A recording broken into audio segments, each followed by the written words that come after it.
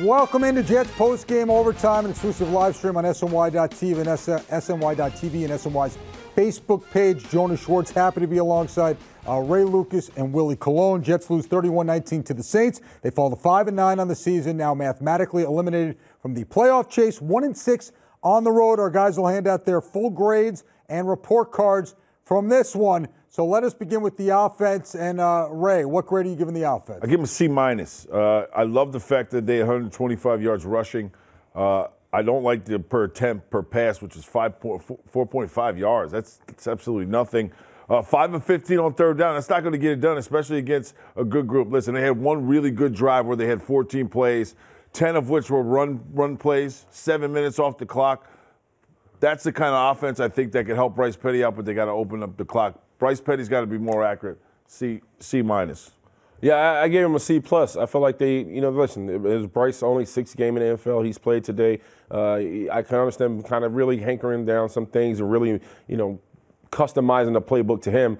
I think going forward, it's time to open it up. You got to let him take the chances, but he's got to be more accurate. He's got to be more efficient, especially on third down. But overall, I was happy with it. Elijah McGuire, 4 for 24, average 6.0 pop. He had a big day today. But I was happy with the offense from an effort standpoint. I did think they would fight. The only thing that you would have loved to give them a higher grade, but you get 3 turnovers and you don't capitalize it, that hurts your offense. All right, let's switch over to the defense, which really gave Drew Brees all he could handle for a good portion of this game. Willie, what grade are you giving the defense? I gave the defense an A-, and I felt like they responded, especially after last week against Denver, which was supposed to be a team they should have beat up on, but they showed up against New Orleans.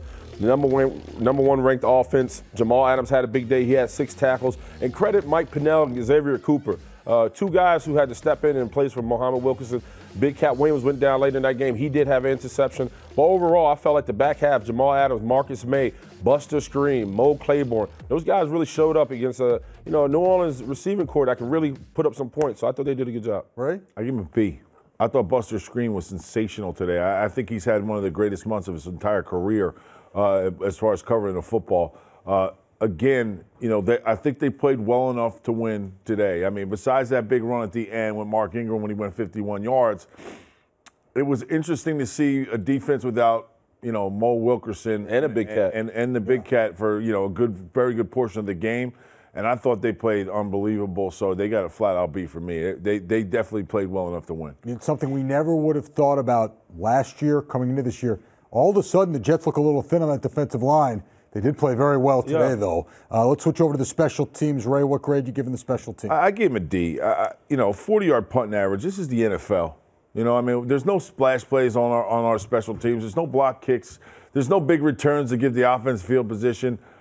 This might be a grade because I'm getting a little tired of saying the same thing every week, but they got to do better. They have to make an impact at some point in the season. There's only 2 games left. So they get a flat-out D from me, Willie.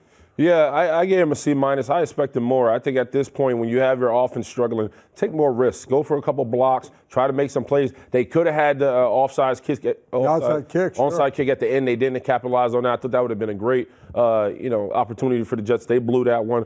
But overall, C-. I want to see them be more aggressive, especially when you got both sides, especially in the offense, defense, fighting for your life. See, now I would have given him an A- only because our old buddy Westhoff couldn't pull any trick plays on him today.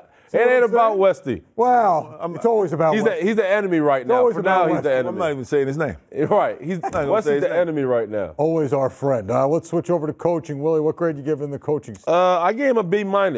We talked about, how are we going to evaluate Todd Bowles? Well, part of his evaluation is getting this team to show up and play on Sunday and be competitive and scratch. I thought he did that. I did like the fact that towards the end of the game, somebody tugged on John Martin's coach and said, hey, let's go no huddle. Let's just take our shots. They were able to do that also. But listen, the penalties, too many people in the huddle, that you can't have that. And he said that, and he owned up to that in his presser. That's on the coaches. They got to do a better job. It didn't help that the very next shot they showed New Orleans, their offense running out on time and no penalties in that regard. So Todd is going to have to address that, especially in practice. Ray? C-, lack of downfield throws, pre-snap penalties, 12-minute in the huddle, red zone production has to all be better. Listen, you got Bryce Petty in there. I get it. It's his first start since last year. You want to bring him in slowly, but the time is now to see what Bryce Petty can do for the New York Jets. I thought Morton was very conservative, especially in the red zone. When you're playing a team like New Orleans, 3 points is not going to beat them. They have to be 7s, and it was conservative, except, the fact that he was sending a message to the offensive line on that first drive, 3 runs in a row when they scored that touchdown. He's got to get more creative in the red zone, Jonas, or the Jets won't have any chance. Chargers can put points up, and we know New England can put points up. We talked about Austin Seferian-Jenkins earlier in the post game about getting him involved. That's one way. Look for him in the red zone. They had a shot. He threw it to Robbie Anderson. It hit the front shoulder. It was incomplete. But you go in the red zone. If you're the New York Jets, it has to be Austin Seferian-Jenkins. He has to be your guy. So what are you looking for next week? Chargers come to town. Hey, look, they got strong pass rushers. Joey Bosa is one of them. Obviously, they have a lot of offensive weapons, too. Phillip Rivers and Antonio Gates still around. What are you looking for out of Bryce Petty next week, Ray? Obviously, there's a big evaluation of him. I want to see the handcuffs off. I want to see him be accurate. I want to see him make the throws he's supposed to make. I want to see him not wait to see if a guy's open. I want to see him throw a guy open.